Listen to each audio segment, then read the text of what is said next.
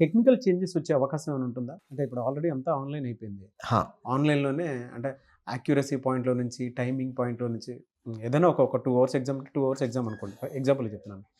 Technical parameters ఏమైనా change అయ్యేటువంటి అవకాశం ఉంటుందా? డెఫినెట్గా అండి. ఇప్పుడు కొన్ని ఎగ్జామ్స్ ఇంతకుముందు ఫస్ట్ ఆఫ్ ఆల్ ఇప్పుడున్నటువంటి ఎగ్జామ్స్ గతంలో అన్ని ఆఫ్లైన్ ఎగ్జామ్ అండి, అవును. పేపర్ బేస్డ్, ఓఎంఆర్ హ్మ్. బేస్డ్. హ్మ్. హ్మ్. తర్వాత ఒక్కొక్కటి ఆన్లైన్లోకి వస్తున్నాయి. ఫ్యూచర్లో ఆంధ్రప్రదేశ్లో కానీ లేదా తెలంగాణ స్టేట్స్లో కానీ పెట్టేటటువంటి స్టేట్ గవర్నమెంట్ పెట్టేటటువంటి ఎగ్జామ్స్ ఆన్లైన్ కూడా అవ్వచ్చు. More transparency. ఎందుకంటే ఆఫ్లైన్ పేపర్ అనుకోండి, క్వశ్చన్ పేపర్ సెట్ చేసిన దగ్గర నుంచి, ప్రింటింగ్ ప్రెస్లో ప్రింట్ అయిన దగ్గర నుంచి, ట్రాన్స్పోర్టేషన్లో ట్రాన్స్పోర్ట్ అయిన దగ్గర నుంచి, హబ్ నుంచి కాలేజ్ సెంటర్కి, ఎగ్జామ్ సెంటర్కి వెళ్ళినప్పుడు కానివ్వండి, ఈ చైన్ ప్రాసెస్లో ఎక్కడో ఒక చోట ఒక పేపర్ బయటకు వచ్చే ఛాన్స్ ఉంది. కంప్యూటర్లోంచి కూడా బయటకు రావచ్చు.